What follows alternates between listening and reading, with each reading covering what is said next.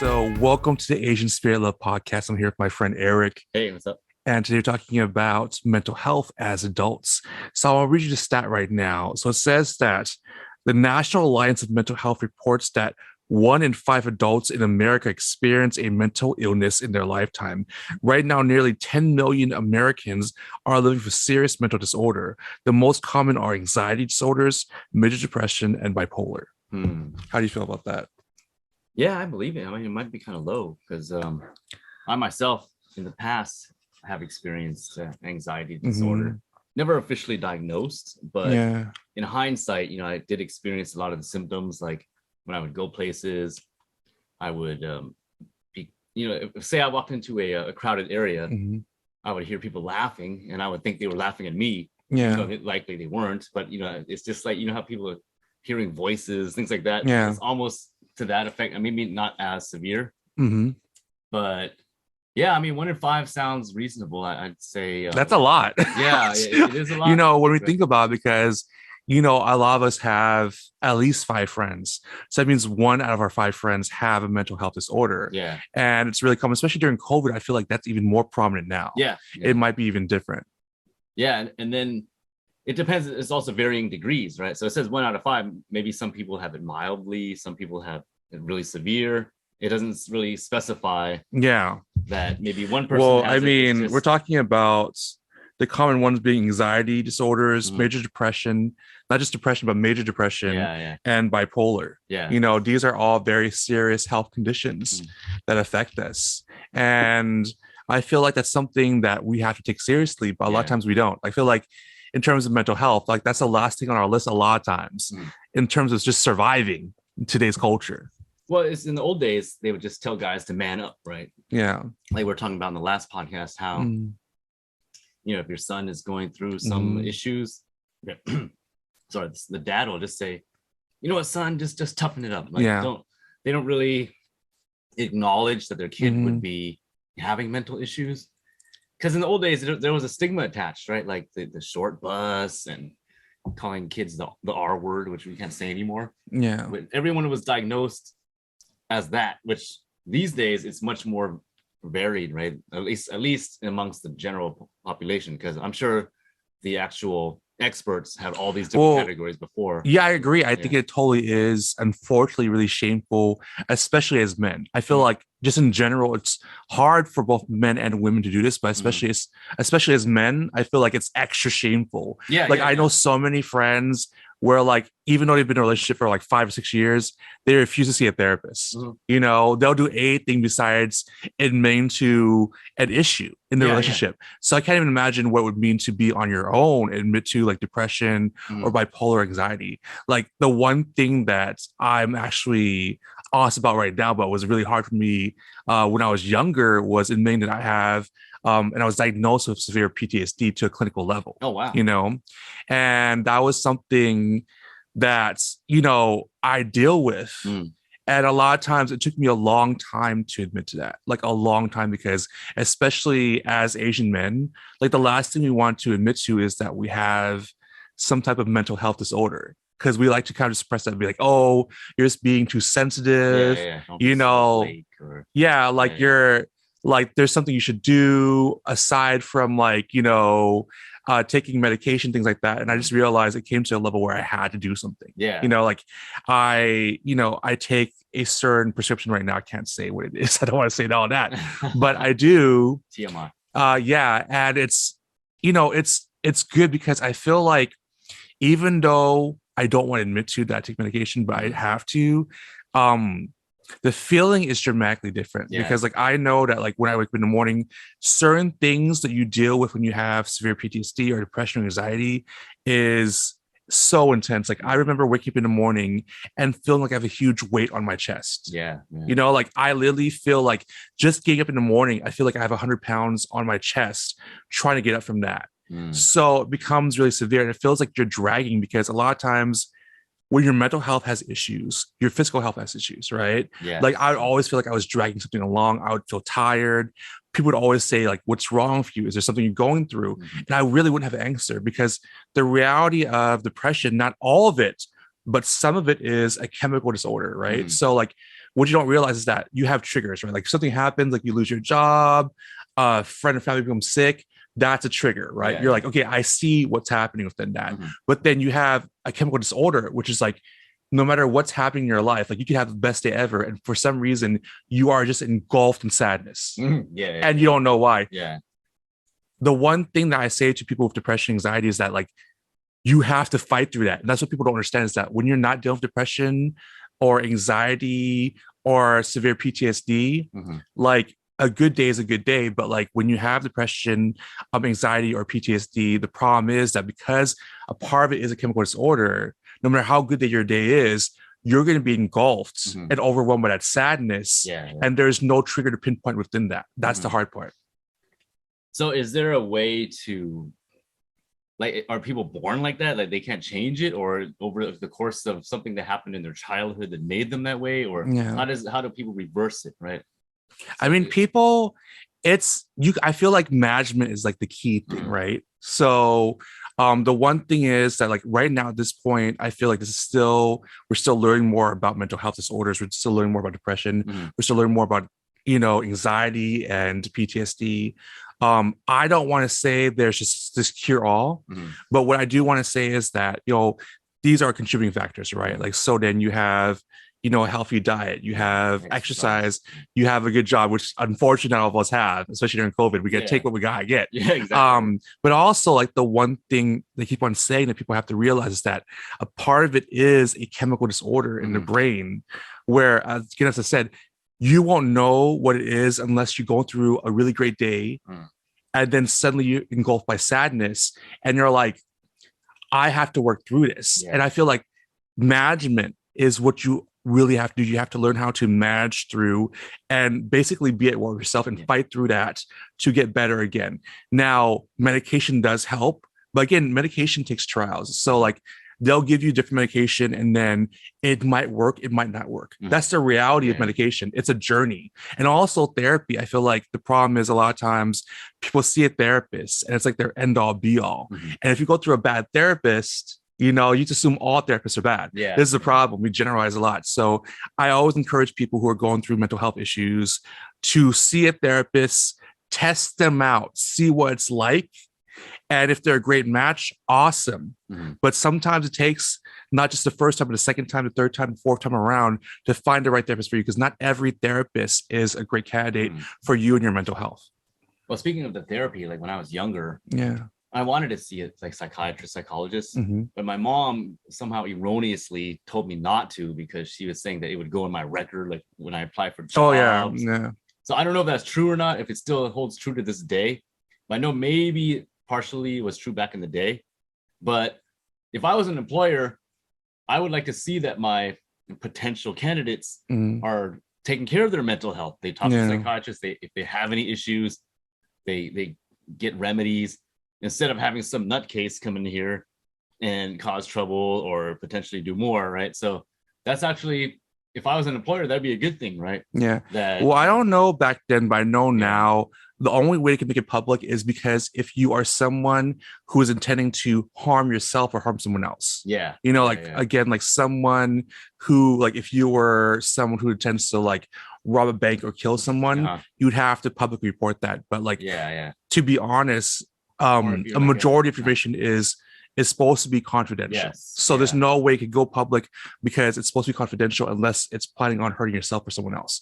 So that's the only way that it would go public nowadays. I don't know back then. And also like, the thing we have to realize is that I think it's a good thing. I mean, but to be honest, like, especially as another Asian person, I think it's really taboo for Asians to seek out mental health. It is. Because like, if my mom knew that I went to seek some help, she would, no way, my son isn't the R word again, right? Like, why what's wrong with my son? Like, why is I created him? I didn't create a defective, loser, right? So they erroneously think that way, especially as Asian parents, that that their son isn't defective and the R word again. so that's why it is among the Asian community that we don't seek help. And some people say it actually it can be resolved on your own, I guess. Like if I really want to say something about that because I hear that a lot too. Like I totally agree with you. My honest opinion is those people are not the greatest people, because the thing is that if you've ever had a friend, again, 1 out of 5 of you guys ever had a friend that had to deal with mental health disorder, anxiety, depression, PTSD, and much more, to be honest, it's not a process we could just get over easily. And to say it to someone is the worst you can do as a friend, to say like, hey, oh, you have bipolar issues, get over it, or it could be worse, or like there's something could help you. Again, management is a key. Like when I have a friend that has a mental health issue, like I'm not there to say, okay, it has to be all better, because the reality is that you shouldn't wish that upon anyone. Like we should learn how to help each other, and the main thing is that, like, I think it's really important just to listen. A lot of times we don't expect you to have an answer, nor should you have an answer, because a lot of times you're not in our position. So you can't say like, okay, well, I know exactly what you're going through, because I don't have your issues, you don't have my issues. Exactly. We live different lives. But the thing is that, like, the most important thing you can do is say, hey, I'm here for you. I'm here to support you. I'm here to be helping you. Do you want to talk about this, or do you want to be distracted away from something else? I'm here either or. And just to know that you're a support line is all that they really need. So I feel like a lot of times when it comes to mental health, the main issue is that people overcomplicate things. And that's a problem. Well, people just want someone to listen to them, like someone to talk to. Like they just want to, know that somebody cares. Like somebody's here to listen. They don't really need feedback. They don't really need help. They just want someone to listen to their problems, know that somebody's there for them. And that's the main thing. So if you ever have the time to listen to your friend, if he has some issues, just take the time, listen to him or her. And or whichever, these days it can be more than that, but just take the time, talk to your friends, make sure they're okay. Like once in a while, check on a friend that you haven't talked to in a while. Hey, how are things? Like it could just start as a superficial thing, like, hey, how's it going? Good. But maybe can go on to something more, right? Discuss deeper things, and people, they just like to know that someone cares about them. They checking up on them, see how they're doing, things like that. And the thing is that, as I said before, I really want everyone to notice, and it's not the whole part of depression, anxiety, or PTSD, but it's part of it. Part of it is a chemical disorder in the brain where, I'm sorry, the reality is they can't help it. Now, for me, what I try to do with my friends is I always tell them, like, hey, I'm having a major depressive episode today. Now, the one thing I've learned is that I never take it on people. But the best way to not take it on people is to be honest. So like, I'll tell you like, hey, I'm having a really bad week. And I'm like, hey, I went through some depression episodes. I went through some. I gotta stay away from you today. No, don't do that. That's like, if you have a friend, you don't want to do that. No. But like, I think that you should be open and honest. Because even within relationships too, as well, I think the major problem that people have within dealing with PTSD, anxiety, or depression is that a lot of times you're pushing it down. And when you push it down, either your boyfriend or your girlfriend, it leads to bigger issues. And I think honesty is the most important thing. And honestly, when you're honest about it, it's a lot easier to deal with. Like honestly, today I'm just like, after this podcast, what I really need is this for us to like hang out and get some boba and just chill out. And like, I just need to be distracted away for a little bit. And like, but if I tell you what it is, it's a lot easier to deal with than if I just hide it and like not tell you at all. Because that would scare people away though. Like if you said, hey man, I'm really depressed today, you want to come hang out? And then your friend would be like, like maybe I don't want to be around somebody who's gonna just whine and complain, right? So then if you just say, hey, you want to come hang out, let's get some boba, right? Without saying anything, and then you just end up talking. Well, I think you should be honest about your condition. Well, of course, but you know what I mean? Like from the other perspective, not that the friend doesn't care, but maybe they went through a rough day too, and they don't want to listen. Because we all have that one friend that whenever you see you really should be friends with that person though. I'm sorry. Like you should, if you have friends where you're having depression and they don't want to be there because they're dealing with their own issues, that should not be what you call a friend. That should be like an acquaintance or someone that's not a friend, possibly a stranger in your life. I think that it's really like, again, I am really stern about this. Mhm. Please tell your friends, your family, your relatives that you have depression. Mhm. Like, I think it's really important to be open and honest, say, hey, I'm having a depression episode. Can we hang out? Mhm. Things like that. You know, we have to take an effort to learn how to be a good friend to each other Yeah. and support one another. Like, if there's any friend out there that's not willing to understand your depression or be there for you as a friend through your anxiety or whatever, they really should not be considered a friend. I'm sorry. Yeah. Yeah. But like, I'm not saying that necessarily, but it's that, people are busy, right? So people, like, if you call a random person today, they may be taking care of their own thing. They have their own issues, and it doesn't necessarily mean that they don't care, but they probably don't. So say I have issues at work, right? I have a bad day at work. Yeah. I called up a friend. Hey man, terrible day at work. We're gonna hang out and just rant.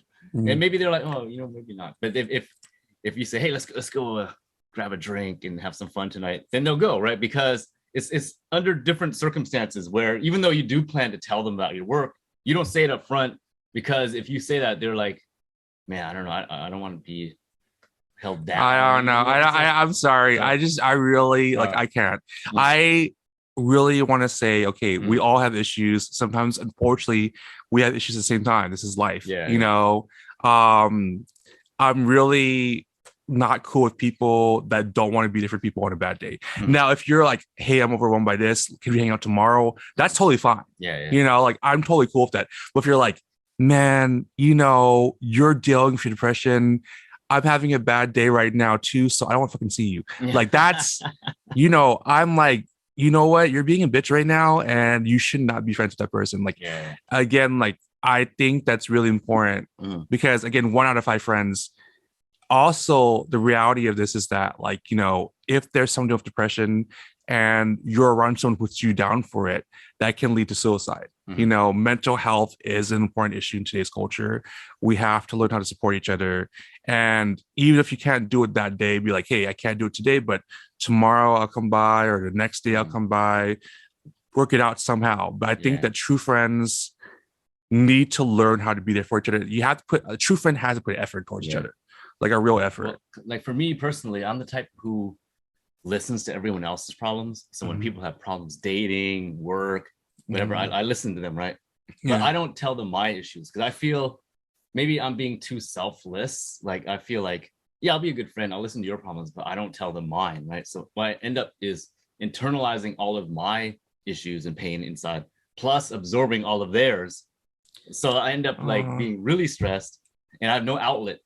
So for me, always working out has been my outlet, going up to hiking, working out, and things like that. But sometimes it's still not enough, right? So at some point, it got almost overwhelming, but I still didn't talk to anybody about it. You have to talk to me. I know. Now I realize that. Yeah, but before, I just internalized everything. I didn't snap or anything like that. I just I know, but like, I don't want that to be your friendship with me. I want, if you're having a bad day, I really want you to talk to me about it.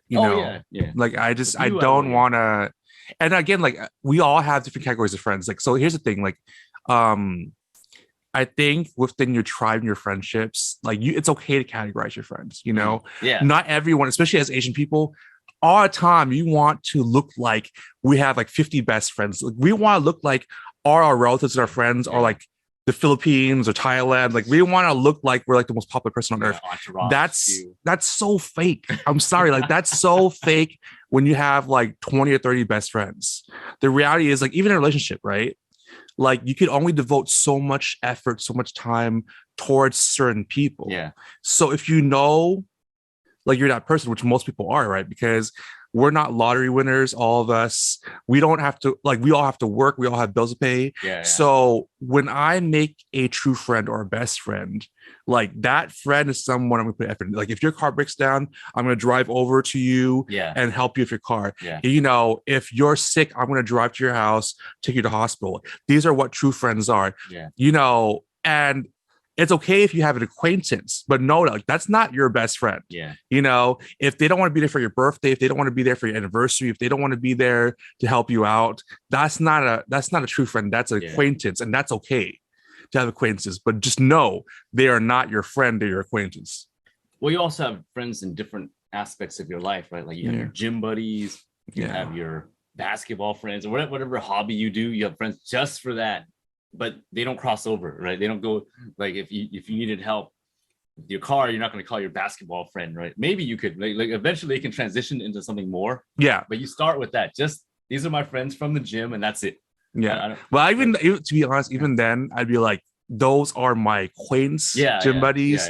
And then, as you said before, like, I do think that those people can grow to be friends. Exactly. But I think we have to be realistic with that, because like, if you were, if a car like didn't run over you but was like, over you, and then your gym buddy was like, oh, you're like, hey, that's my gym buddy friend, how you doing? And he was all like, oh damn, you're running for car, I don't got time today, I got my own problems, dude. I gotta go to the gym. I'm actually going to the gym right now, so you do well underneath that car, and I'll see you later when someone saves you, hopefully. If you make it, I'll see you. Yeah, if you make it, I'll see you. If you're not dead by the time I get out, I got an hour to, but I think that's what I'm saying is like, yes, that is, like you said, acquaintance. And then they can grow to become a friend as long as they take the effort to do that. Which I have seen. Like, I have had people that were like just my party friends have turned into like my good friends. So it happens. But do not think that like your one friend that you see for partying or whatever, and then assume they're gonna be a great friend, because not all of them are reliable ones. Party friends, and that's if they choose to, great. If they don't want to, that's why, especially when I grow older. Like, how in the party if they're your friend or not? If they would take you home if you're drunk, they actually take care of you after the fact. Right? Most of them will just. That's just gonna leave your drunk body at the club or anything like that. There's that one friend that will take care of you, make sure you get home safely with your DD. That's your true friend right there. So that's exactly. Well, because that's how I did it. I always used to drive Candace home when she was drunk. and vice versa. Like, this is not a one-sided friendship, because I'm sure that I was buzzed or drunk a few times and she took me home as well. So I feel like that's a friendship before. I'm not an alcoholic, but I had moments when I was younger.